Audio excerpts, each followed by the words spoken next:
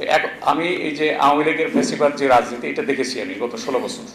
আমার ফ্যামিলিতে অনেকে আছে আওয়ামী লীগ করে, তারপরে আমার ফ্যামিলিতে জামাত ইসলামও করে, বিএনপিও করে। বাট আমার ফ্যামিলি যেটা, আমার বাবা বিএনপির সিম্প্যাথাইজার ছিলেন, কোনো করতেন না, উনি চাকরি করতেন, উনি ইঞ্জিনিয়ারিং কলেজে লাইব্রেরিয়ান ছিলেন, খুলনা ইঞ্জিনিয়ারিং কলেজে। তো যাই হোক, আমার ফ্যামিলিতে মানে ক্লোজের মধ্যে অনেক রাজনীতিবিদ আছে, বিভিন্ন দলেরই আছে।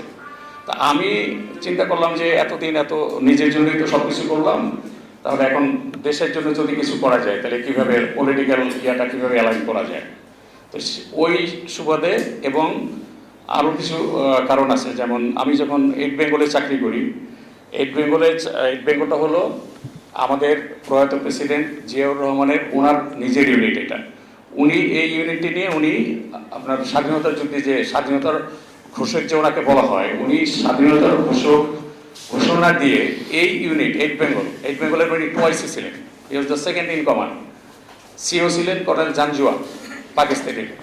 জাঞ্জুয়াকে উনি এখান থেকে কিল করে উনি এই ইউনিটের কমান্ড নিয়ে উনি তুরা হিলে চলে যান।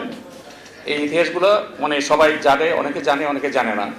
এই স্বাধীনতার ঘোষণার পরে কিন্তু এই কাজটা করেন উনি, তুরা হিলে চলে যান এই ইউনিট নিয়ে। এবং ওখান থেকে এসে এই যে তার জেড ফোর্সটা ওখান থেকে গঠিত হয় এবং অনেকগুলো উনি সফল অভিযান করেন।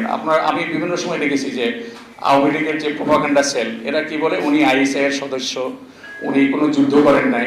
উনি কিন্তু ওনার সাথে যারা ছিলেন, কর্নেল অলি আহমেদ, তারপরে যে ক্যাপ্টেন শাহজাহান ওমর, মেজর হাফিজ সাহেব যে এখন যে আমাদের মুক্তিযোদ্ধা মন্ত্রী, আজকে স্পিকার হলেন উনি, এনারা কিন্তু ওতপ্রোতভাবে ওনার সাথে যুদ্ধ করেছেন এবং এর মধ্যে যুদ্ধহত আছে কয়েকজন।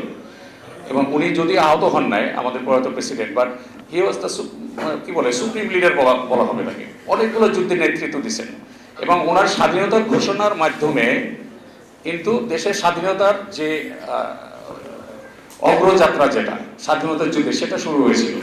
পলিটিক্যাল নেতৃত্বের মাধ্যমে কিন্তু এটা হয় নাই।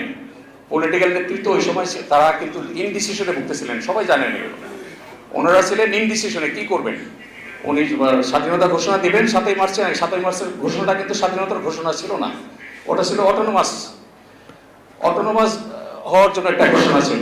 এমন না যে আমরা স্বাধীনতার ঘোষণা দিলাম, আমরা এরপর থেকে আমরা স্বাধীনতার যুদ্ধে ঝাঁপিয়ে পড়বো। সেটা ছিল স্বাধীনতার ঘোষক জিয়াউর রহমান যেটা দিয়েছিলেন, ওটা ছিল স্বাধীনতার ঘোষণা। এবং এরপর থেকে সর্বস্তরের জনগণ কিন্তু আপনার বলেন, ছাত্র জনতা, কৃষক, শ্রমিক, যে কোনো লেভেলের লোকজন সব একই কাতারে চলে আসে যে এখন স্বাধীনতার যুদ্ধ করে আমাদের দেশকে স্বাধীন করতে হবে।